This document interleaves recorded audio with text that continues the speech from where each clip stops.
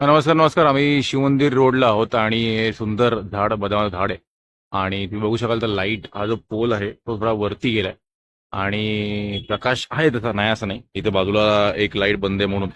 But हा हा video सगळ्या नगरसेवक, माजी नगरसेवक, केडीएमसी की जर तुम्हाला असं वाटेल की लाईट कमी होतोय झाडांमुळे तर येऊन फांद्या कापा, असं करू नका.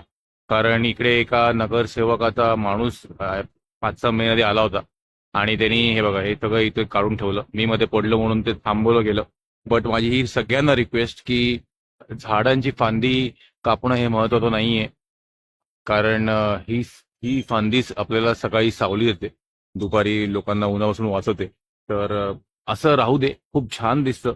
आणि आणि इनकेस जर कापायची असेल तर केडीएमसीला रिक्वेस्ट की एक लॅडर आणावं, चांगली शिडी जी सरळ वरती जाईल. नाहीतर काय होतं, केडीएमसी वाले इथे चढतात मेन याला आणि डायरेक्ट मोठी फांदीच कापतात. जर फॉर एक्झाम्पल हे इकडचं कापायचं असेल, झाडाचं जे लाईट दिसतात ब्राईट, हे कापायला ते इकडे चढणार आणि इथून डायरेक्ट ही मोठी फांदी कापणार आणि त्यांनी भयंकर झाडा नुकसान होतं आणि आपली सावली पण जाते. तर ही रिक्वेस्ट केडीएमसीला आणि जे कोणी नगरसेवक, माजी नगरसेवक त्यांची लोक असतील त्यांना ही रिक्वेस्ट प्लीज.